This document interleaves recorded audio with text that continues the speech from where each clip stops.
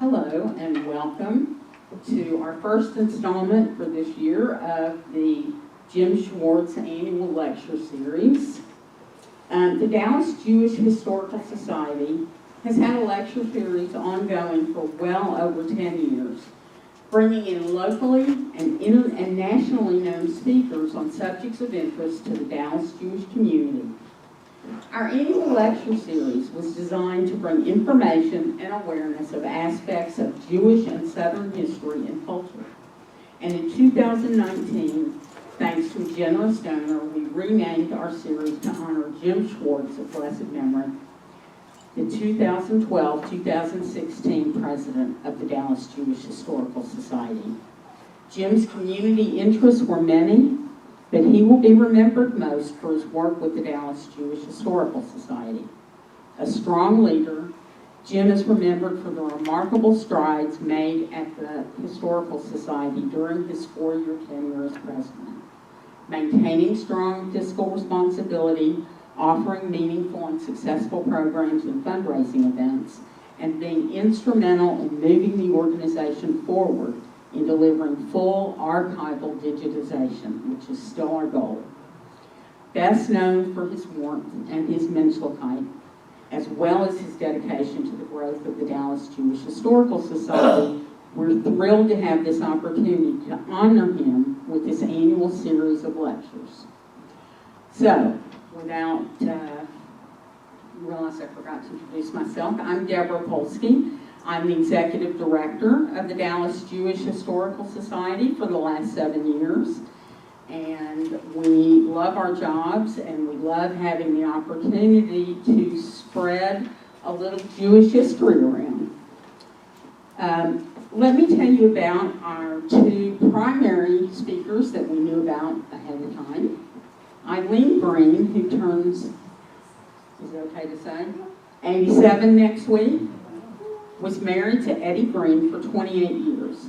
He was instrumental in the founding of Greene Family Camp and Temple Shalom. Ilene was born and raised in San Antonio, and her mother was also a native Texan. Both of her maternal grandparents are buried in Texas. And Ilene is the mother of 4 children, Steve, David, Robert, Reuben, and Leslie Dial. And she's the stepmother to Linda, Steve, and Perry Greene.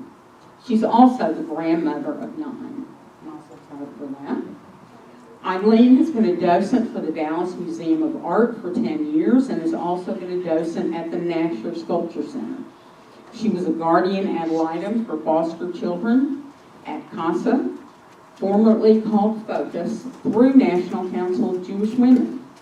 Ilene belongs to 4 book clubs and reads about 2 to 3 books a week, as well as having played duplicate bridge for many years.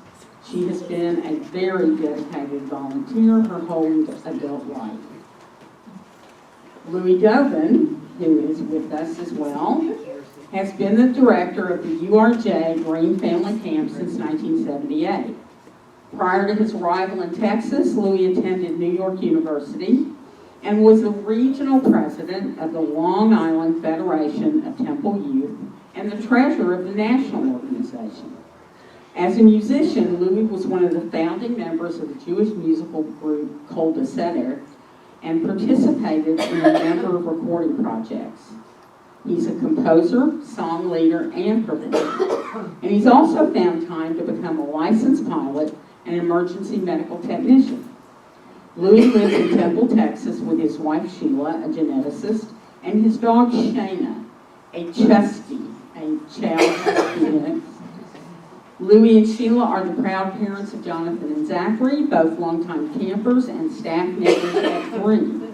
And we also have with us tonight a special guest, and that is Dan Krause, who up until this year was the historian and a founding member of Temple Shalom, and probably has more information about Temple Shalom than anybody does.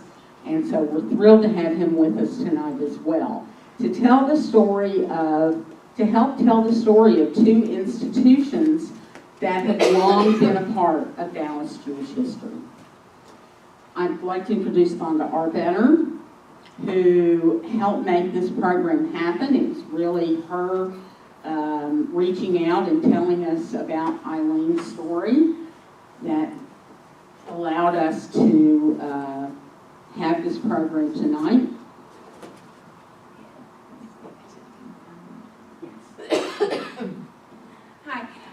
Hi, about 3 years ago, I was very fortunate to meet Ilene. We were both on a Dallas Museum of Art trip to DC, and half the week had already gone by and I hadn't met her, I didn't know her.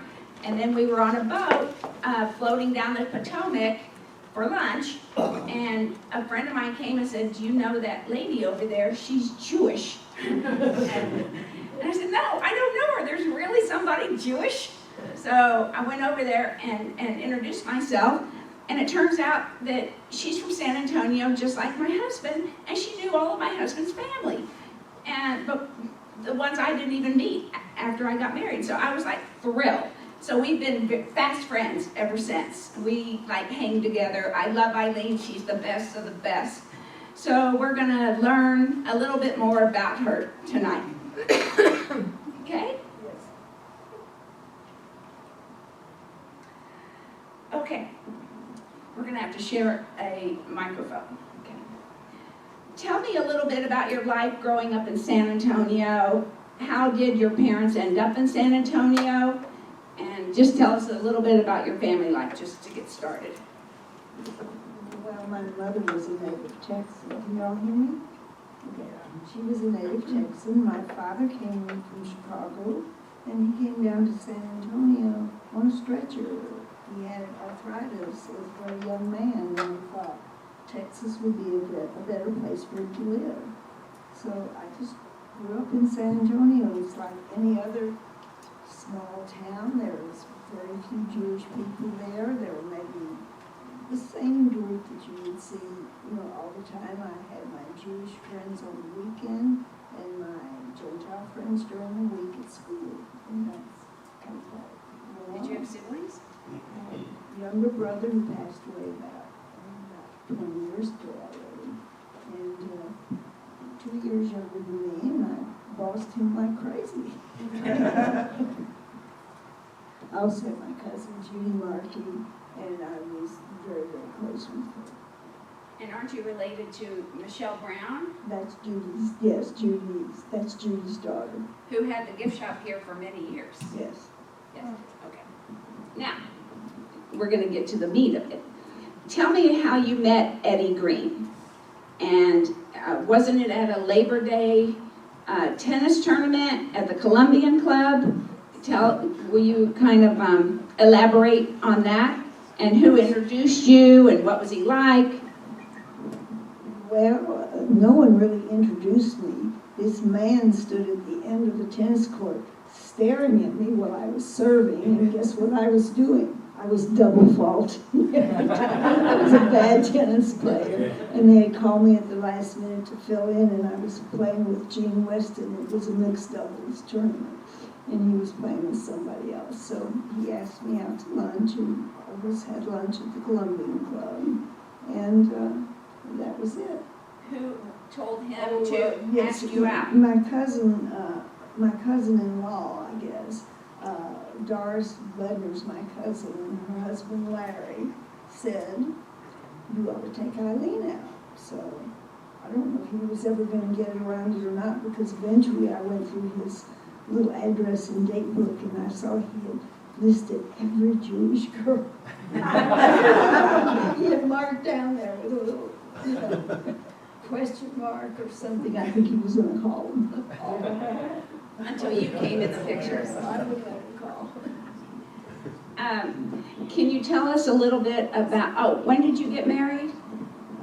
We were married on Mother's Day, 1980. We went down to the Greene family camp.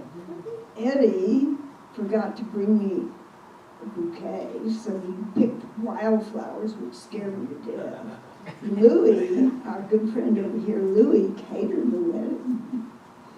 And I didn't know that was really part of his job. And Rabbi Jake married me. Thank you, Ellen, for lending him to us that day. But it Tell us who Rabbi Jake is. Rabbi Jakovsky. Doesn't everybody know Rabbi Jake? No. Well, his wife Ellen is sitting there. Raise Do you your know hand so him? they'll know who you are. And Rabbi Jake just did a lot of things for us, everything good. He was a dear, wonderful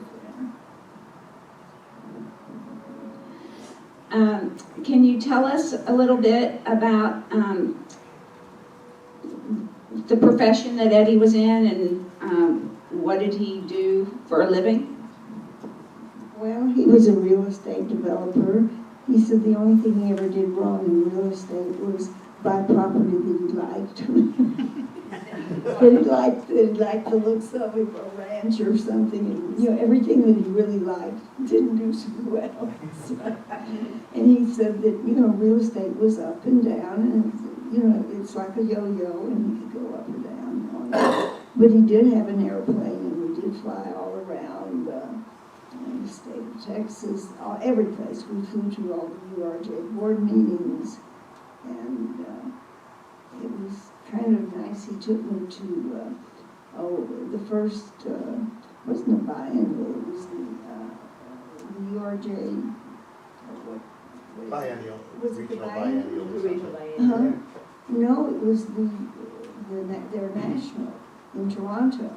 We went there, and I had been president of ORT in San Antonio, and I had gone to a meeting in New York as, you know, a president of ORT.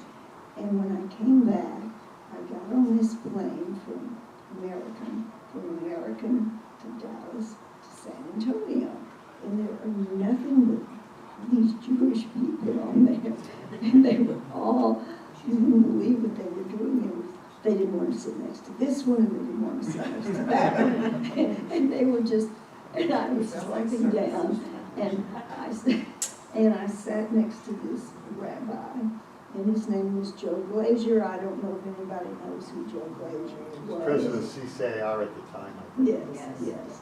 And so I started telling him, I had a really sad story to tell him.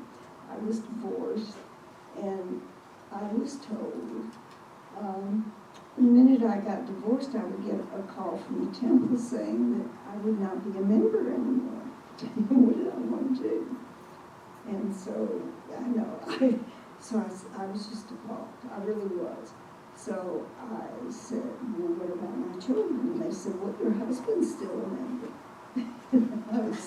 I was more appalled. So now I'm telling Joe Glazier, who I don't know, this story, he said, and he was really appalled because temples had their way of doing things, and each temple had their own rules.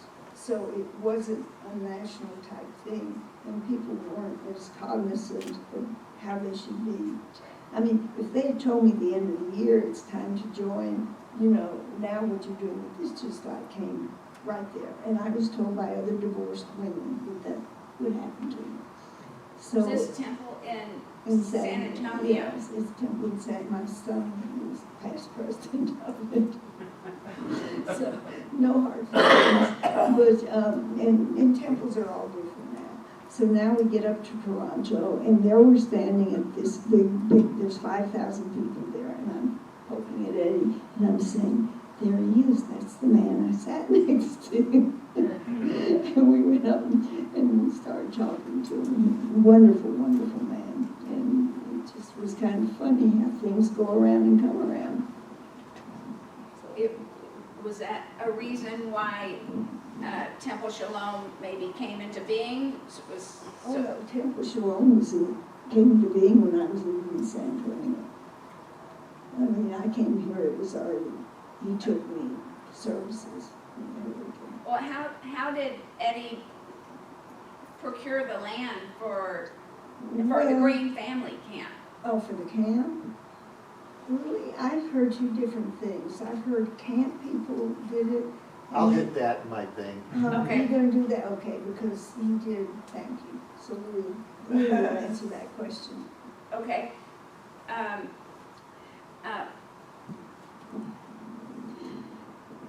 You attended or do you still attend the opening day of every single summer?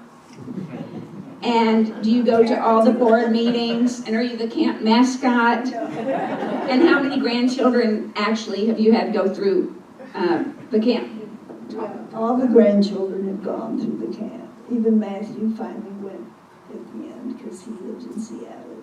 He did come down here and go for one semester. But the other ones started at what, 7? Yeah. 7 years of age. And my youngest granddaughter, she was so funny. She was at camp and we were leaving her off and she looked around at her mother and she said, "Mom, I just don't know anybody here but Louie and Diamond." And Diamond was the camp counselor. Of course, she forgot that her older sister and cousins were there. But if you're going to know someone at camp, Louie's a good one to know. Can we talk, first of all, why don't you clarify exactly what the URJ is? I can hit that too. I mean, there's conservative people here. And It's the Reform Movement's umbrella group like United Synagogue. It's the Reform version of United Synagogue.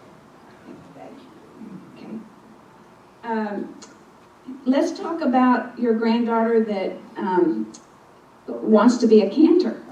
She was the one that didn't know anybody but Louie. And she wanted to become a cantor.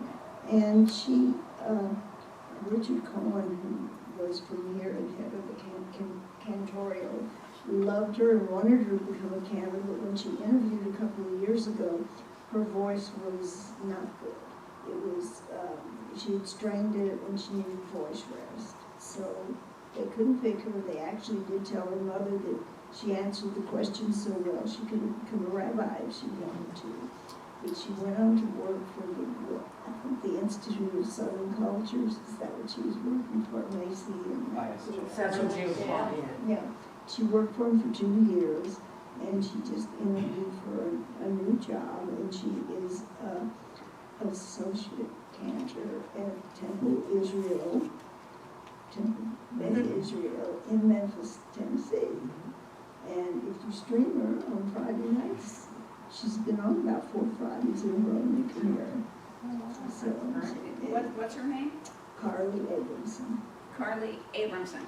Okay, I know we have Louie that's going to talk about Green Family and Mr. Krause here that's going to talk about Temple Shalom. So I just want to hit on a few more things going on in Eileen's life right now. I know you've been a docent at the Dallas Museum of Art, the DMA, for over 10 years. And where did your interest in art come from?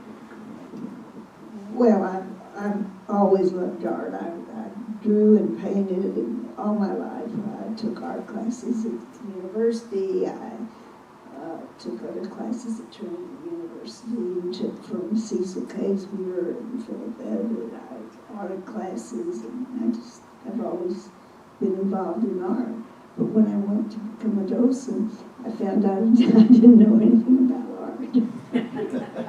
I mean, you have to relearn everything, and you have to learn how to teach and explain it. And they've changed it so much from when I first started. When I first started, we really had to know, oh, the picture was drawn by so-and-so, and where he came from, and what he did, and what kind of art he did, and so on and so forth. You gave almost a little history lesson. Now you don't talk this way. You ask the children, well, what do you think of this picture? How would you paint it? You get into a big conversation. It's actually much easier because then you can go up and read the label and say, oh, well, he was born in 1800, whatever. But really, the idea is to get the children involved. And from the beginning, whenever I've taken them through, I like to show them all the fun things at the museum because I don't want them to think that museum's a dirty word. I want them to go and enjoy it and have fun. And I hope that's what I've done. That's what I try to do. Do you want to talk about the encyclopedia at the DMA? Oh, it's an encyclopedic museum, and so we have over 25,000 works of art, and we're going from top to bottom. I'm having a little problem myself. We just had the Kier thing. We were trained in it Monday, and that's the Islamic. It's beautiful. It's got a lot of calligraphy, and it's got metalwork, and it's got paintings. It's got all kinds of things. But we don't have any Judaica. And I keep going up to him and saying, "You need Judaica." And George Tobolsky has offered, he's been on the board of the museum, he's offered to donate them one of his menorahs, and I know you've seen them, they're beautiful. The McNay in San Antonio just bought one of his menorahs, and I'm going to keep plugging. At one time, they were going to bring someone over to my house. I don't necessarily want to give them any of my Judaica. I just think they should have at least a yad, a mezuzah, something that says this is Jewish, and this is part of an encyclopedia, which is what we are. We should have. And I keep plugging, and I'm going to keep on going to all of them and saying, where is it and why can't we have it? If George wants to give the menorah, thank you. If he wants to give the menorah, you can't just donate to a museum. You can donate, but then it goes through all kinds of committees, and this one and that one, and they all have, for an acquisition, and they have to have room for it, and they have to this and that and the other. But they have a big storage full of things. We're going to get all kinds of modern art from the Wachowskis, the Hoffmans, and somebody else. And the museum is just growing, just hugely. It really is. It's Okay. great. Let me touch on a couple other things in your life. First of all, let me just add to that. There isn't an artist coffee book that Ilene has not bought. She has hundreds that are in stacks of columns in her home. It's a treasure trove of artist coffee table books. Anyway, you live in a home that Eddie built. He built the entire neighborhood over by Shari Tefillah and Turner Way and Preston Road, I'm sure by Churchill. And her house is beautiful. And she lives in this home with two big, huge Afghan hounds. She's always raised Afghan hounds. And she is as she walks them every day, and she also is a judge for the AKC Kennel Club, and she's done that for... I'm a gopher.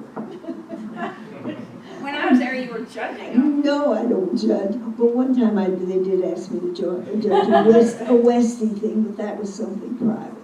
That was a costume party for Westies. And it was very hard to judge because they were all so cute. It really was. But Harry Cabler, quite a few years ago, told me that I should join the Texas Kennel Club. And I said, okay, because I belong to the Afghan Club, the National Club. I said, okay. What do I have to do? Well, you have to keep going to these meetings, and you have to go work at the shows. Well, work at the show means you sell something. Or you go get someone a drink, or you're kind of like a gopher. And you have to do that for several years, and then they vote on you. And you have to have members to sponsor you. So I asked one lady if she'd sponsor me, and she said to me, "But Ilene, you don't want me to sponsor you. The last person I sponsored, they blackballed." I said, "Sponsor me, they won't do that to you twice in a row." And they wouldn't. But anyhow, I did, I guess you might call it pledge, with a lady that joined the club, and she said the other day, it's been 16 years since we joined. And her resume was like, she had been to Westminster, she had read about 6 different breeds of dogs, and every one of them had won this, that, and the other. And she had done and done and done. And mine was, I just had dogs. I hadn't done anything except war. I mean, I'm just a professional volunteer, so when people ask me to do things, I don't know how to say no. Thank you, Barbara. That's why I'm here. Well, I really appreciate you coming here today because I think you're just a really wonderful And I lady. think it was 5 years, not 3 years ago. I think 3 or 4 years ago, whatever.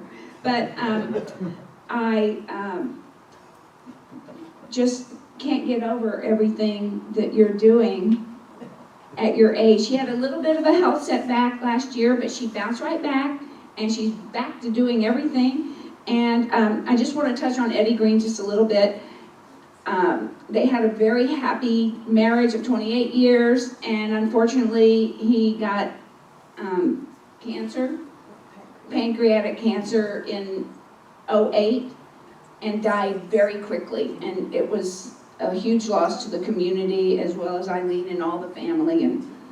But she keeps his memory going in a very nice way. So, Tell us, Eileen, tell us a little bit about Eddie. What was his personality like? What was the... I would almost call him a curmudgeon. People didn't necessarily like him when they first met him because he was Don't put me into that. Ellen said Can you yes. answer that? I mean, he didn't know how to work a room, and I kind of taught him because we belong to the World Union and the URJ, and we're in New York one time at a board meeting, and I'm sitting there having dinner Friday night, you know, and someone comes up to me and they said, "Where's Eddie?" And I said, "Oh, he's working the room. I got him to work the room." When you are president and you belong to these organizations, you have to be compatible to all the people that are there.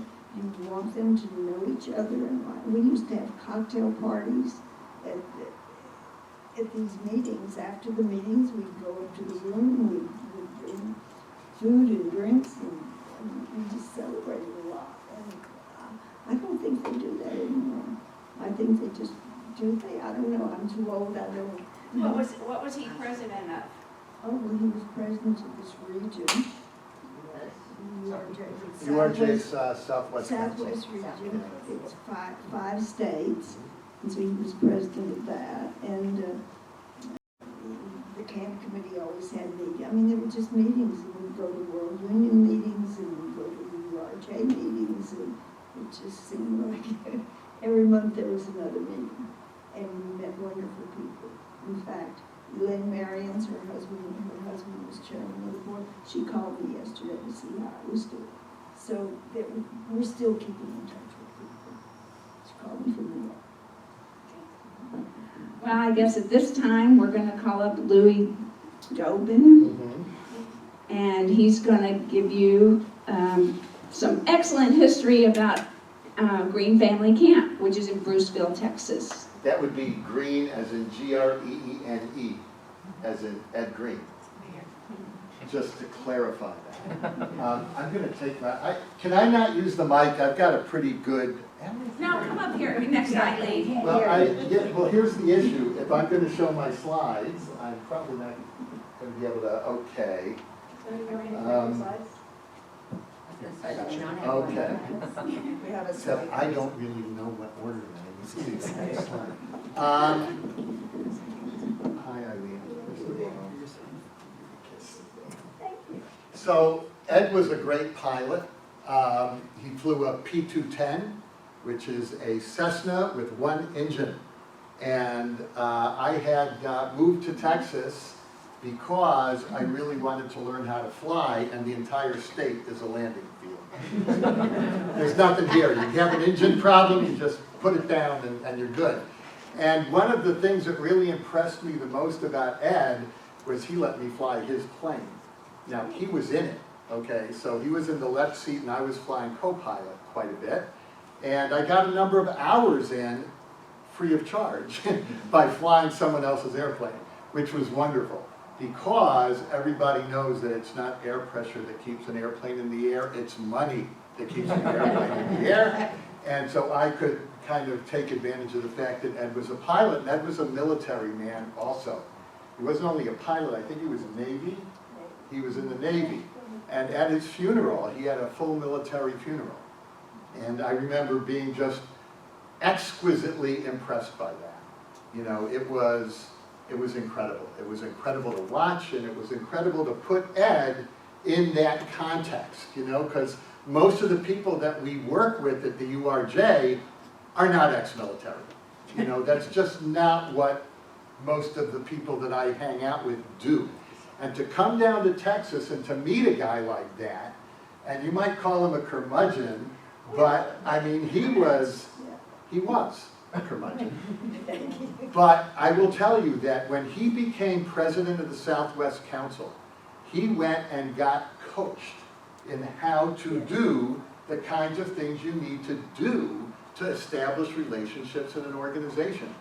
And how to speak. I mean, he set out to learn everything he needed to know to do the new things that he needed to do. And it was way outside of his comfort zone. It was way outside of his comfort zone. And I know that because he was chairman of the camp committee before he became president of the URJ Southwest Council. So I got Ed Greene version 1, okay? And the Southwest Council got Ed Greene version 2.5. And he was a remarkable guy. And if it weren't for him, there would be no GFC through the ages. Because what happened in the early days of the Greene Family Camp, in the early days of every URJ camp, it was the local community that raised the money to build the camp. And in the case of Greene Family Camp, every synagogue was assessed, billed for $200 per family to build the camp. And they collected all the money, they multiplied 200 by all the people in the region, they realized we have enough money, they put a contract on the land, and that's a whole other story. They put a contract on the land, and then something happened. I won't tell you what happened, but all of a sudden they were $250,000 short. What year was this? This was in 1972, 3, something like that. And they were $250,000 short, and they were about to give back all the money to all of the synagogues. And Ed Greene stepped forward, because his children pushed him forward.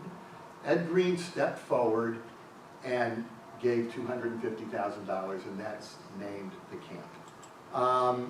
He didn't give the land. There's one story is that he gave the land because he was in real estate and he had the land. He did not give the land.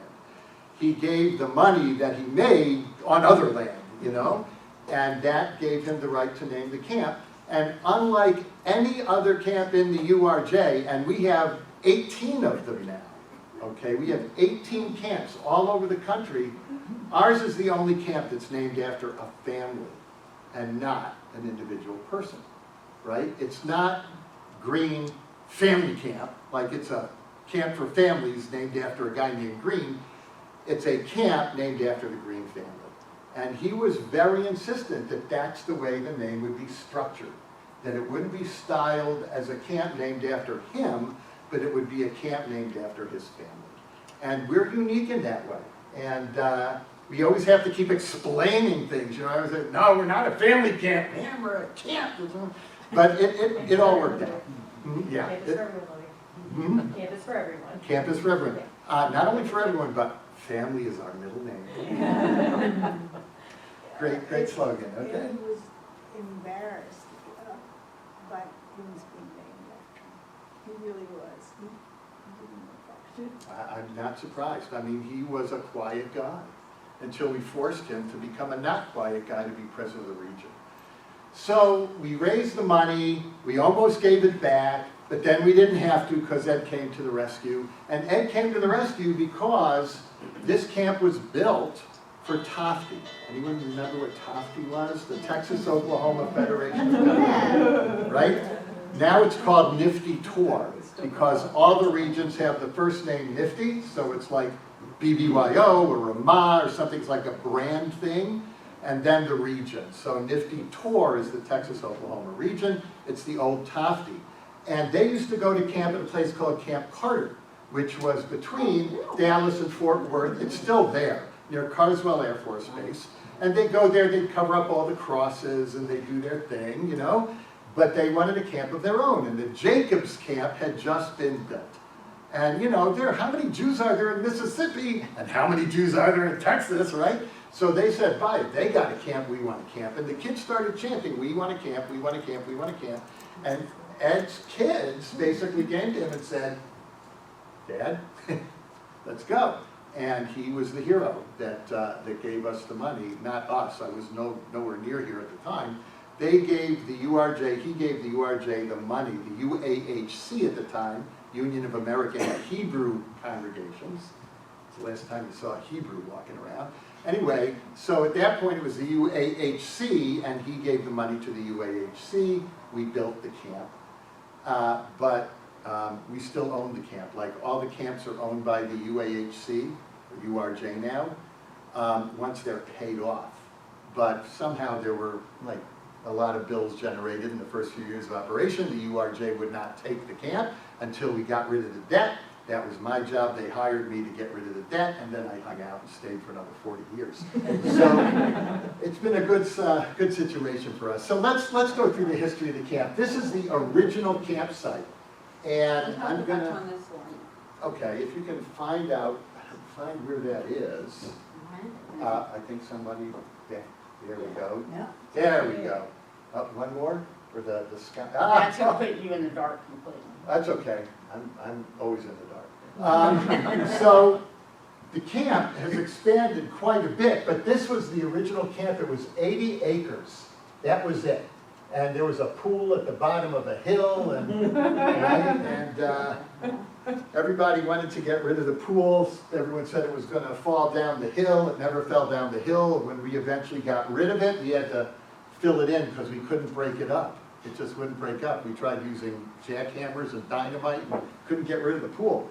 So now it's just a filled-in hole in the ground. But the camp had basically 14 buildings on it, maybe 15. And that was the first part of the camp.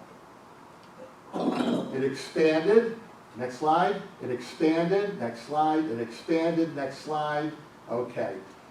Every time we expanded, we built some stuff where we expanded. Because the camp only had 8 camper cabins. When I took it over, we only had 48 kids. That was it. And that's not very many kids. Every cabin had about 8 beds in it. 8 beds on each side. Well, we're a little beyond that now. Next slide, please.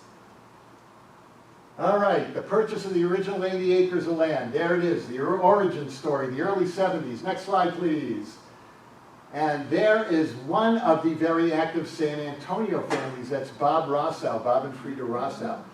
I told you part of this story already, but I haven't yet mentioned Rabbi Saul Kaplan, and I want to re-mention Rabbi Larry Jakowski, and Ellen, of course, is here. They were the first 2 directors of the camp, first Saul, then Jake.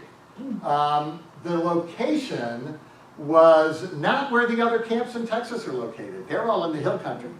They put us in a place that was just as difficult for everyone to get to. Right? They put us smack in the middle, so everyone had to drive for 3 hours to get to us. They didn't put us close to Austin or San Antonio or Dallas or Houston or Fort Worth. They put us smack in the middle of the region. We're at the center of a radius that is 3 hours from Houston, San Antonio, and basically Dallas. Back in those days when you didn't have as good a road that you have now. We had 8 camper cabins, 4 staff cabins, a dining room, a rec hall, and an art room. The early program, We Want to Camp, we had one session, 70 campers and staff. That would be 50 campers and 20 staff. Tofty programs finally had a home. And we always viewed it as home to the Texas-Oklahoma Jewish community, NIFTY, the Women of Reform Judaism, etc., and our synagogues. And I do want to point out, since I did mention staff, the Greene Family Camp has a number of people here from our staff. We have Rabbi Andrew Turkle there, Director of Year-Round Programming. Michaela Rollins over there, who is one of our assistant directors responsible for marketing and communication. Melissa Essler, who is an assistant director in charge of like our winter programs, our year-round programs that are not Nifty Tours high school programs. And then Ethan over here, Ethan Lane Miller, who is now the regional director of Nifty Tour. Our camp chairman is also here, and that's Carol Margolis sitting right over there with her husband Kevin. And we did mention also Dr. Ellen Jakowski, who is sitting back there, who is Jake's widow. So we have some real august Green Family Camp figures here. Next slide, please. So the growth of Green Family Camp has been somewhat exponential. I mean, 76 we had 70 kids, and in 2018 we had 2,022. That's a big, big change. The growth in the number of participants was only made possible by a constant reinvestment in new facilities. We have never stood still. I mean, we've always been building. The original expansion was fueled by our operating surpluses, and we kind of bootstrapped the camp. Every year we'd make a couple of $100,000 or whatever we made, and we plowed it right back into the facility. The largest growth was when we became a hub about 4 or 5 years ago, and we became responsible not only for running a summer camp, but for running 2 programs a month basically all year long. And they involve adults, kids, families, like every kind of grouping of people you can imagine. That's really when we really, you know, you can see the growth from 1,020 to 2020. You know, that's a big growth. It was all when we became a hub. Next slide. The original cabins only had room for 20 kids each. By the way, one of the reasons this is dwelling a little bit on the facilities, it kind of indicates our growth, but it also is a program that was originally designed for the board of the URJ when we were convincing them to let us spend another $4 million, which we spent last summer, and I'll tell you what we bought for it. But we, you know, we just kept building and buying land and building some more. Next. Our core business was always summer camp, but because of the small size of the Texas, Oklahoma Jewish community, we had to take in other people's sewing, as it were. We had to become the campsite for lots of different organizations. Even though Tofty was the reason the camp was built, if we really wanted to flourish, we needed more than the Jewish community of Texas and Oklahoma could provide. So we started renting the camp. I'm sure you're not going to tell them about how you let the camp take over for the hurricane. Yeah, that's actually in a few slides, but you're going to like some of what I'm going to tell you, and maybe not like some of what I'm going to tell you. Our first rental client was a Texas folk dance camp. They have been coming every year ever since 1978. It's been amazing. That year we also began our year-round retreat program with a family camp and a small religious school retreat. Next slide, please. Huh? Oh, is that? Oh, never mind. Next slide. Oh my God, I can't even read that from here. But that's our 2018-2019 event calendar. That's like not including the summer, not including rentals. That's just stuff that we register campers for and hire a staff for and run ourselves. Next, please. So we did a lot of rentals to other organizations. You will recognize some of them, like the University of Texas, SMU, TCU, Southwestern, Baylor, Tarleton State. All are headquartered at Green Family Camp. The reason is because we have an incredible facility for freshman orientation programs. So from the middle of May through Labor Day, when we're not running summer camp, we have hundreds of college kids in camp for freshman orientations from all of those universities. NGOs such as the Red Cross, the U.S. Army, lots of local hospitals and churches are also clients of ours. Next. So we pray with our feet. This is what Ilene was referring to. In 2005, we ran a huge effort to restock our camp in Mississippi during Hurricane Katrina, during their rescue effort. Later that year, Hurricane Rita, we were an emergency family shelter for thousands of people. Hurricane Ike, same thing. That time, though, we had a little help from the American Red Cross. The other times, we did it completely on our own. We raised the money or we just ate the cost, and we did everything ourselves. And it wasn't, since we're a Jewish camp, it wasn't good enough just to house people. We had a staff, we ran a program, we had art classes, we did all this stuff. Boy, you really hit the refugee jackpot. And speaking of refugees, 2014 through 2016, right up until the last election, we provided emergency shelter for Central American kids. So we had thousands of children that came to the border with Mexico with no parents. These are not kids that got separated from their families. These were children traveling alone from Central America up through Mexico, showed up at the border with a phone number in their hand. They were processed by the Department of Human Services and Homeland Security, and then were turned over to an organization called BCFS, which contracted with us, and we ran shelters for thousands of refugee children. We did it surreptitiously for a year, under the radar for a year, and then we did it out in public for 2 years. And it was an amazing operation for us, and we definitely did Jewish stuff for non-Jewish people.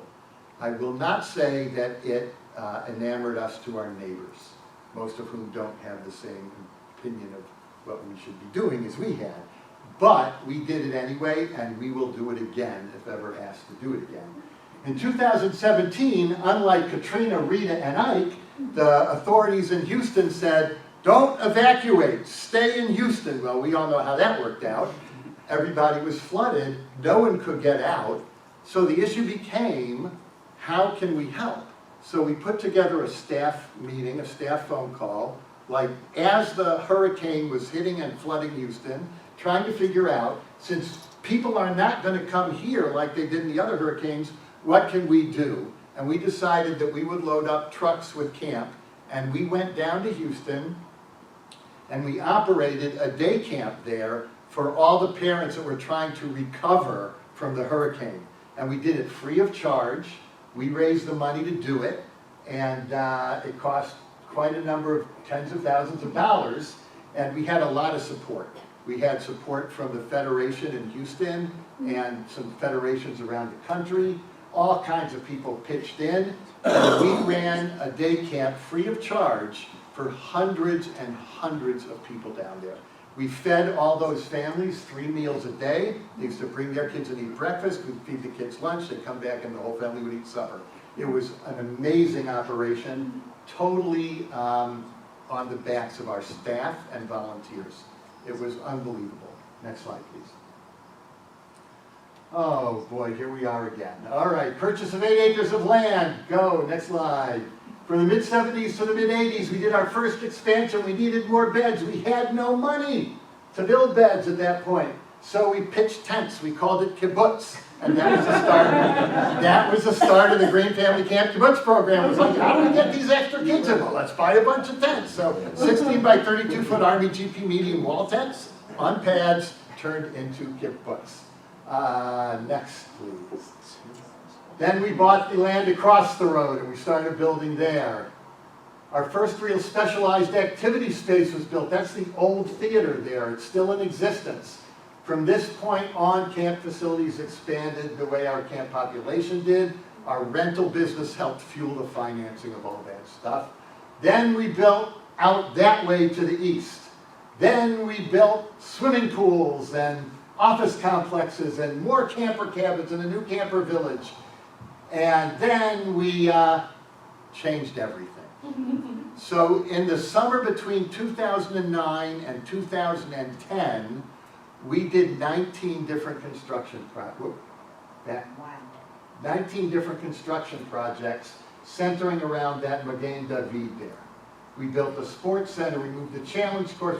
Basically, I played Sim City for real. If you're not familiar with Sim City, it's a video game, right, where you just build cities and move buildings around. Well, that's what we did. And between 2009 and 2010, in the midst of the financial crisis, we built 19 things. And we couldn't have done it without the financial crisis. But that's a whole other story. Next slide. We turned our lake into something that you can actually swim in. People that came to camp in the early days knew you don't go near the lake, you'll get poisoned or something. But we turned it into a huge swimming pool. We put in underwater water aeration systems, docking systems, all kinds of stuff, and we basically terraformed the lake into something beautiful. We did it because 20 years earlier, the Army Corps of Engineers was engaged in a project out there, and we kind of got their help in doing a bunch of stuff, so that by 2009, 2010, we were ready to go. By the way, I should mention, since they're a Dallas family, the Mankoff family, Jeff Mankoff, gave us the first funds that we needed to turn that lake into a swimmable lake. Next, please. By the way, 2 years later, it became Lake Jake. First of all, it rhymes beautifully. Then we purchased another 121 acres, and now we're 300 acres. Next, please. Then we built an Eco Village, which is a sustainable solar-powered camper village, which is still in operation to take over from all those tents and stuff. I don't want to spend too long on all this because I know we've got to be running out of time. And where this says future, this is now past. The Performing Arts Center, which is the bottom left, has been built. The cabin renovations, which is the upper left, has been finished. The SciTech Center is done, and the Jake and Ellen Jakowski Faculty Center is now complete as well. I think that's the last slide. Thank you. So that is kind of a thumbnail of oh, please, I'm not worthy. It's okay. But there you go. I'll say lights and questions. So, what did Harry Wood participate? What did? So there were lots of people that were members of what was originally called TOC, the Texas-Oklahoma Camp Commission. Oh, well, that family did a lot for the camp. First of all, Harry is the reason that the camp is located where it is.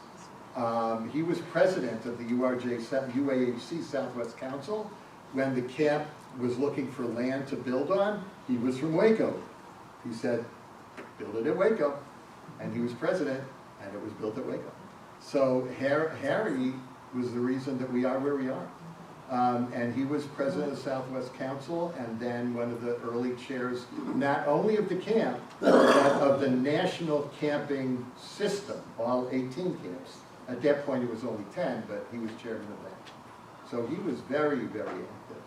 Very, very active. Yeah. And like, there are a number of pictures that you saw up there, and I didn't kind of name everybody, but it was the Rossows, the Woods, the Greens, and the Salmonsons. Just, there were like a number of families that were like integral to the beginnings of the camp.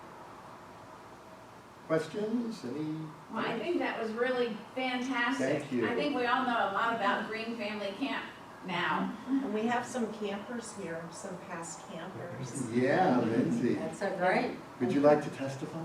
Testify about camp. Sure.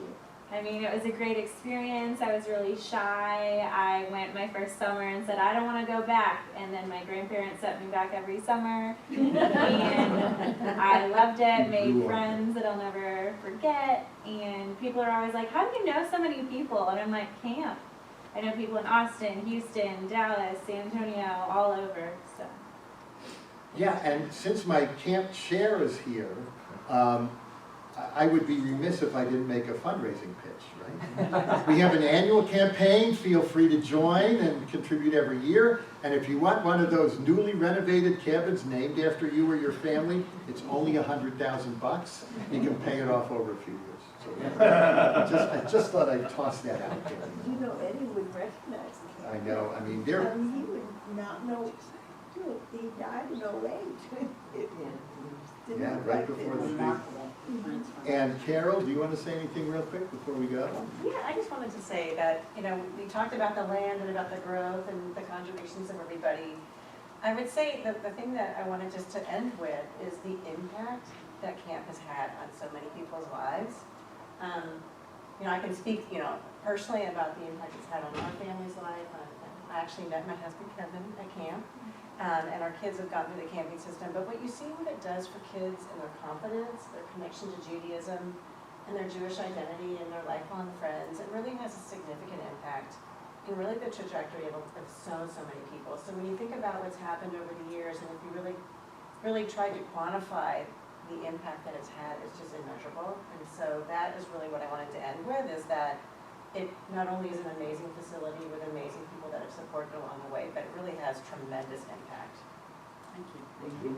So I don't want to put a damper on this love fest for Greene Family Camp, but I do want to, because one of the things Ilene told us from the beginning was that Eddie Greene was also instrumental and very active with Temple Shalom, and Dan is here with us as well. I don't know which of you wants to talk about that, about how Temple Shalom came to be, and the part. I think you should give Dan the microphone and let him talk a little bit about the early years. Yeah, because I wasn't there. Okay. Here you go, Dan. Thank you. I've been a member of Temple Shalom for 51 years. I began when the congregation was minute. We had 226 kids, members, by 2 years after we began the camp. Then it went to 750, and now it's somewhere in the neighborhood of about 1,500.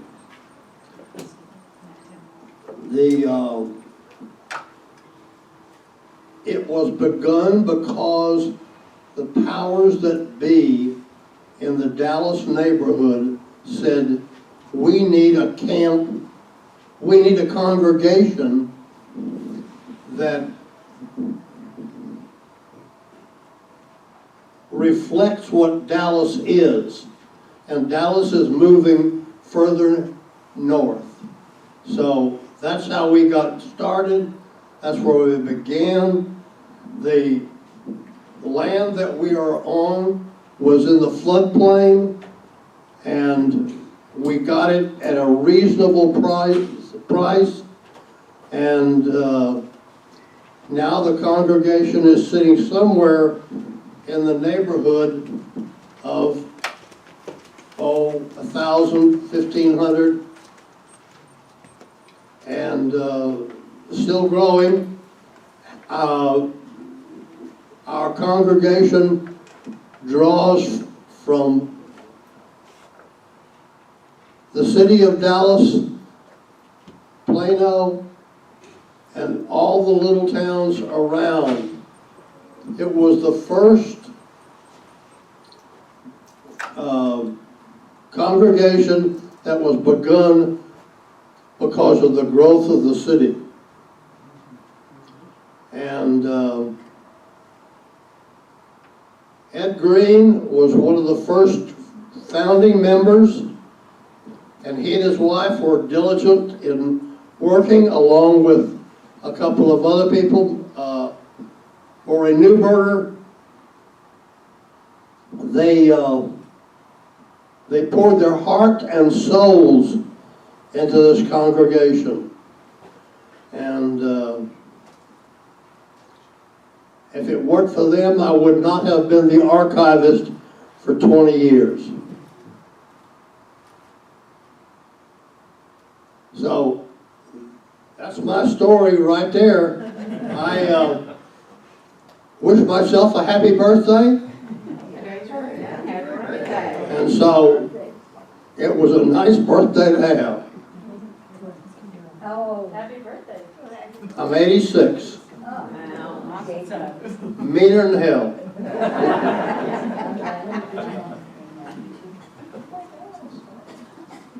You want to talk a little bit about Ed and the Well, involvement with Temple Well, I Shalom? know he was a past president. I counted the presidents when I was in the boardroom. He was like 7th president, and he was head of the building committee. From what I understand, knowing Ed, he watched every nail that went in there. And the reason I can know that's true is after we were married and built our home, anybody that came over to fix anything, he had to either be there or he called me and said, don't let them leave till I come home, or I want to talk to them. He had his eye on everything that was going on. And that's the way he was, and the temple meant quite a bit to him. He poured his heart into everything he did. I mean, He's really a treasure for our community, our greater community. And I was just telling Louis a few minutes ago, Eddie would not recognize the camp right now. I mean, he died in '08, and 11 years later, what's happened, he'd say, where am I? What is this? So, Can we put up a picture of Eddie? Show your picture, your wedding picture. Oh, one other thing. Anyone who would like to come and see Temple Shalom's archives and go through the history of what we have, when I say archives, every piece of paper that goes through the temple comes through there. Some of it we keep, some of it we don't. And we have one file folder for each year of the congregation.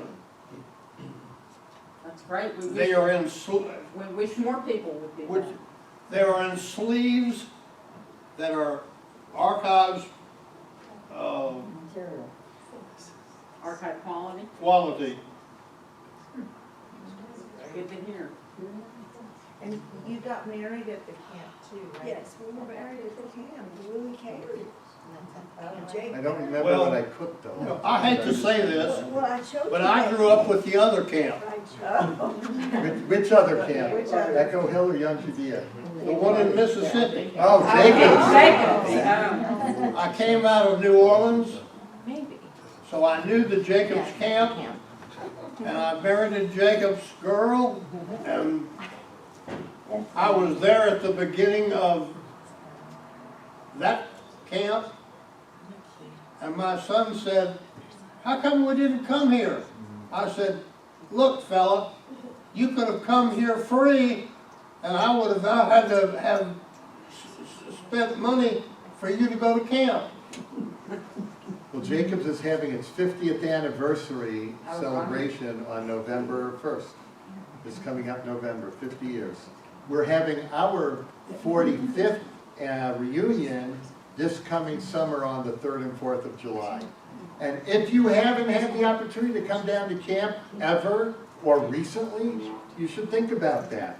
July 3rd and 4th, fireworks, food, lots of great people, swimming, maybe. You have a question? When I first came to Dallas, and I was part of the temple group, a group of us used to come down once a year and bring the kids who were in the poor school and couldn't come any other way than we gave it. We paid for it, we brought them, we stayed with them, and we were there maybe, I think, 3 days. But I still remember. From the junior high up here? 40 years ago. Yeah, that doesn't happen anymore, but I definitely remember. Yeah, but the Camp Parade. No, it's not Camp Parade. It was, if it's the camp I think you're talking about, there was a I think you school. were there when I first came. I can't remember. That's very possible. Kay's daughter was I've been there the forever. camp nurse for many years. Look, you know, the great thing about Green is, I mean, I think in one way or another, forget about 6 degrees of separation. I think within about 3 degrees of separation, you're gonna find people that either worked there or went there. I mean, I go everywhere and all I hear is camp, camp, camp, camp. I mean, even when I go to Israel and I'm going through the security line, the guy's screaming, people says, "Hey, Louis, remember I was there at the," you know? So, I mean, anywhere you go, you're gonna find Green Family Camp people, especially in Texas and Oklahoma. One You're of, famous. Camp is famous. one other thing was that my kids, who did go to your camp, who lived in Houston, grew up, now they're married and working, and they're in Dallas, and they made a whole group of new friends. They all went to camp, It's great. and they all met at the camp. Yeah. And now they all go to the same temple. I think as a Jewish man, I think it's fabulous. That's why we all love camps. So come visit. Right I want to down. thank Ilene and Louie and Dan for their presentation. And I want to thank you for coming to our Dallas Tim Schwartz lecture series. We have 3 to 4 events a year. We'd love to have you come back. We'd love to have you come see us at the Dallas Jewish Historical Society, which is right downstairs. And we hold the memories of the greater Dallas Jewish community and more in our archives and in our programming. And we'd love to have you visit. We'd love to have you become a member. And today is North Texas Giving Day. So if you haven't spent all your philanthropic dollars yet, we do have a donation station set up. And any donations, 25 and up, we get bonus dollars to go with it. So thank you so much for coming, and we look forward to seeing you again. I just want to point out the first person I ever met down here is sitting right back there. Her name is Jan Lusky. And Louis, did you bring her guitar? I haven't heard you play live in like 35 years. No, I was talking about bringing my guitar and then I forgot it. I Thanks for heard your asking. guitar when they honored Ilene at Temple Shalom. Yeah, no, that's been my calling card. Well, in January, there will be Green Family people there at Shalom doing a just FYI. Great. Still on. Yes, it is. Very good. They don't let me know what to do. Real life. Oh, it is a different.